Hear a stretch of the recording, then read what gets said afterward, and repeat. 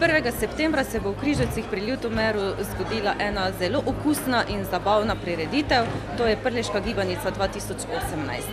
Gre za turistično-gastronomsko prireditev, katere osrednja nit je najboljša sladica v Prlekiji, naša tradicionalna sladica, in seveda brez ocenjevanja Prleške gibanice ne gre. Poleg tega se obeta zelo zanimiv, kulturni, tudi športni program.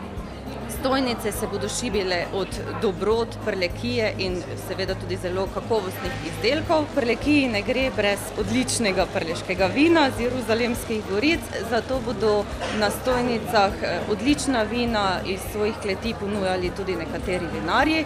Novost letošnjega dogajanja v okviru Prleške gibanice je pa kulinarični pohod po občini Križevci. Vmes pa bo 8 postojank, tako s kulinarično kot vinsko ponudbo. Namreč povezali smo kmetije in druge lokalne ponudnike, ki se bodo v okviru pohoda tudi predstavili.